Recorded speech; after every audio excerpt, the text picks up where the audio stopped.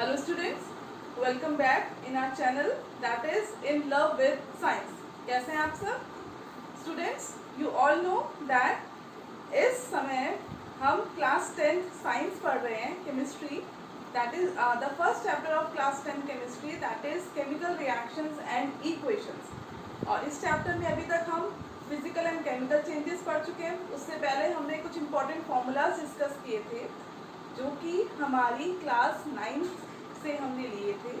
हमारे क्लास 10 के first chapter that is chemical reaction, obviously ये चैप्टर केमिकल रिएक्शन से है, तो बहुत सारे फार्मूलाज हैं, अराउंड 50 to 60 तक फार्मूलाज हमारे इस चैप्टर के अंदर हैं. ठीक है. 9th में हमने चैप्टर 9th के chapter 3 that is atoms and molecules में हमने फॉर्मूलेस बनाना सीखा था. वही फॉर्मूलेस बनाना हमने वहाँ सीखा था, वो हमारे यहाँ 10th में काम में आई. इसीलिए कहते हैं कि क्लास 9 को बहुत अच्छी से समझना चाहिए क्योंकि वो हमारे इसकी बेस बनाता है. ठीक है. सो वो वाला जो हमारा जो बेस था फॉर्मूलाज बनाने का, वो हमने यहाँ पे फर्स्ट हमारा जो वीडियो था इस चैप्टर का, उसमें हमने डिस्कस किया कि हम कैसे फॉर्मूलाज बना सकते हैं, हमने याद किया. ठीक है. उसके बाद हमने फिजिकल एंड केमिकल चेंज को समझा, उनके बीच के डिफरेंस को समझा. दैन हमने केमिकल रिएक्शन और केमिकल इक्वेशन के बीच के डिफरेंस को, उसके कॉन्सेप्ट को समझा. हम कैसे reactants, products, types of chemical equations क्या होती हैं. ठीक है. इसके बाद हमने इम्पॉर्टेंट टॉपिक समझा that is balancing of chemical equations. Balancing of chemical equations में हमने अराउंड 4 to 5 टाइप्स करे, अलग अलग टाइप्स हमने करे जिसमें हमने इक्वेशंस को बैलेंस करना सीखा. ठीक है. Now we are starting in this lecture, we are going to start a very important topic. बहुत इम्पॉर्टेंट है, आपके एनसीईआरटी में बहुत डिटेल में नहीं है, बट बच्चा ध्यान रखना, अगर फर्स्ट चैप्टर में से कोई भी क्वेश्चन आता है तो इस टॉपिक में से जरूर आएगा. Very important topic. ठीक है. That is our topic is characteristics of a chemical reaction. This is a very important topic. अब आप पूछेंगे मैम कभी भी ऐसा तो आया ही नहीं, किसी भी अगर हमने पुराने बोर्ड के पेपर्स देखे या कोई भी एग्जाम के पेपर देखे तो कहीं भी नहीं पूछते कि भाई केमिकल रिएक्शन की क्या कैरेक्टरिस्टिक है. नहीं, ऐसे नहीं पूछेंगे.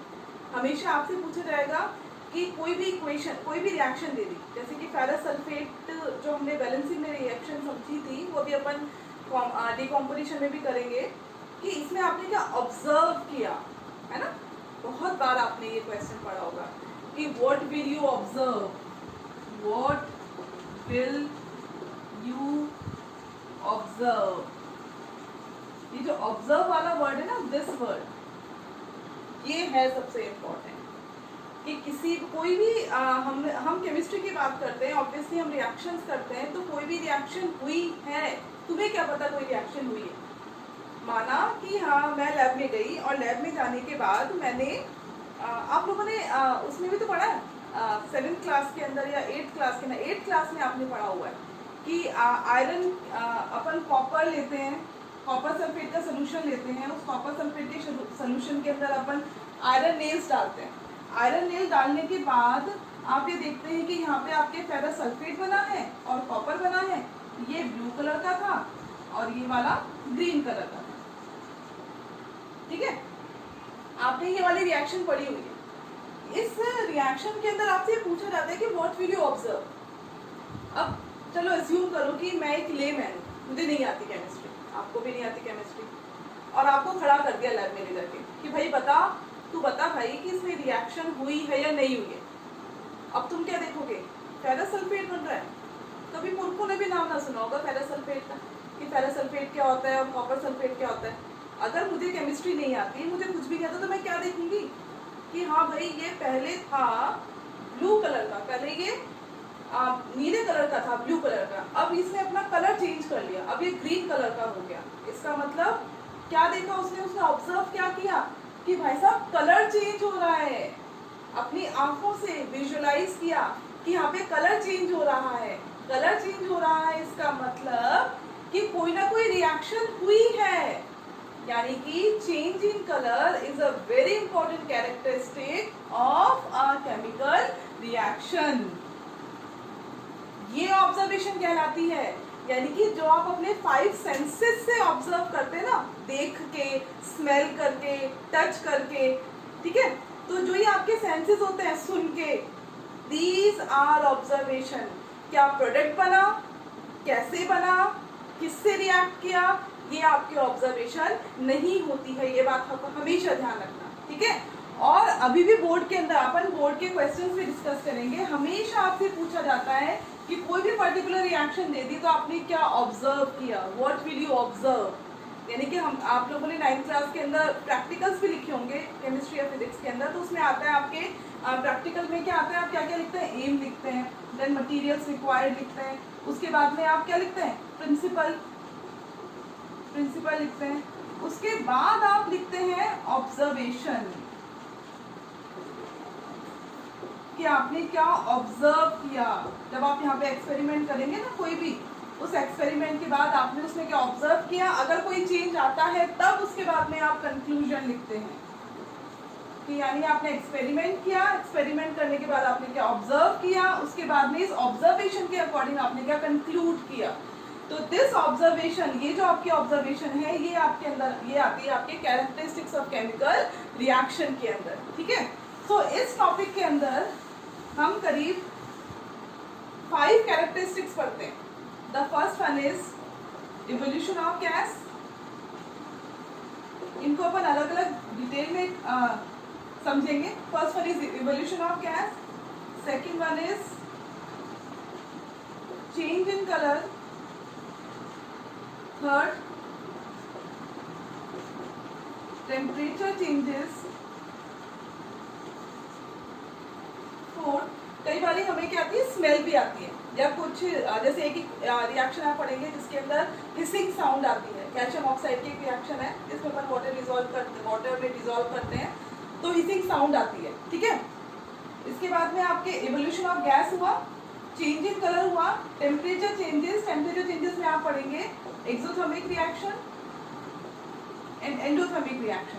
ये 2 तरह की रिएक्शन आप पढ़ेंगे, ठीक है। फिर आए आपके change in state. Fourth one आपका क्या है, चेंज इन स्टेट, जैसे कि सॉलिड में कन्वर्ट हुआ कोई भी, या लिक्विड में कन्वर्ट हुआ, या गैस में कन्वर्ट हुआ, तो वो आप किसमें पढ़ रहे हैं, चेंज इन स्टेट के अंदर, ठीक है। यहाँ पे अपन तो these are the characteristic of a chemical reaction, evolution of gas, change in colour, temperature changes, change in state, formation of precipitate. These are the important characteristics of chemical reaction. और अगर एक और होगी तो जब हम केमिकल रिएक्शन को इसको कैरेक्टरिस्टिक्स को करेंगे डिटेल में, तो हम उससे भी ले लेंगे, ठीक है।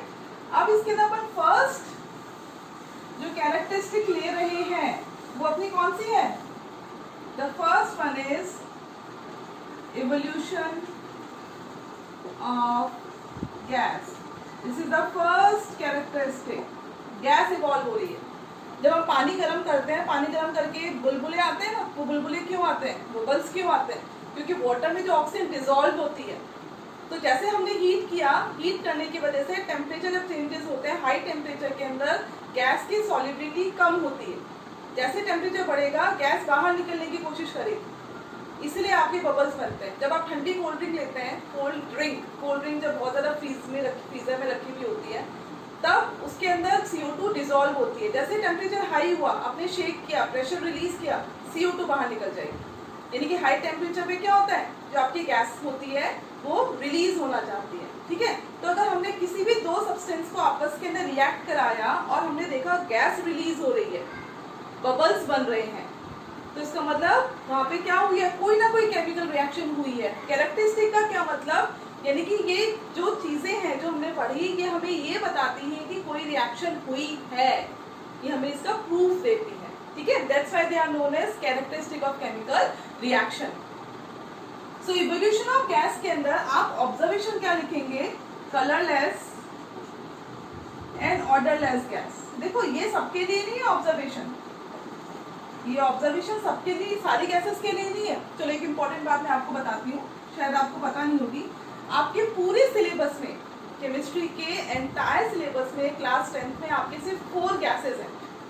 जिनके जो रिएक्शन में इवॉल्व हो रही है या जिनके ऊपर क्वेश्चन आता है, ठीक है। फर्स्ट वन है आपकी सबसे इंपॉर्टेंट कार्बन डाइऑक्साइड, ठीक है। फर्स्ट वन है आपकी कार्बन डाइऑक्साइड, सेकंड है आपकी सल्फर डाइऑक्साइड, थर्ड है आपकी nitrogen dioxide and the fourth one is hydrogen gas. बेटा ये की पॉइंट है, देख लेना चाहिए, पूरी केमिस्ट्री उठा के देख लेना। इन चारों के अलावा आपसे किसी भी गैस के बारे में बात नहीं की जाएगी, सिर्फ ये 4 गैसेस हैं जो आपके पूरे सिलेबस के अंदर, ठीक है। अब जो CO2 है ये मैंने आपको सेकंड चैप्टर पहले पढ़ा दिया था, आप प्रीवियस वीडियोस देखिएगा, उसमें हम सेकंड चैप्टर की बात पहले कर चुके हैं। उसमें आप लोगों ने पढ़ा होगा, अगर नहीं किसी ने पढ़ा है तो एक बार आप वीडियोस में देखिएगा कि जब भी हम कार्बोनेट्स, मेटल कार्बोनेट्स या मेटल बाइकार्बोनेट्स की रिएक्शन करवाते हैं एसिड्स के साथ, मान लो HCl लिया या सल्फ्यूरिक एसिड लिया, तो ये हमेशा प्रोड्यूस करेगी salt plus CO2 plus water. तो यहाँ पे आपकी क्या प्रोड्यूस हुई? CO2 gas. भाई यहाँ पे CO3 है ना, अगर कार्बोनेट और बाइकार्बोनेट है तो गैस कौन सी रिलीज होगी? CO2 ही होगी ऑब्वियसली, ठीक है। आपने कोई भी बर्निंग करी तो उसमें CO2 गैस रिलीज हो रही है, होती है। सो CO2 गैस, फोर्थ जो आपका चैप्टर होगा कार्बन एंड कंपाउंड वाला, उसमें भी CO2 गैस आएगी। अब CO2 गैस के अंदर जो आपकी ऑब्जर्वेशन है वो क्या होगी? बहुत इंपॉर्टेंट ऑब्जर्वेशन है ये, दैट इज ब्रिस्क एफर्वेसेंस। क्या ऑब्जर्वेशन है आपकी? ब्रिस्क एफर्वेसेंस।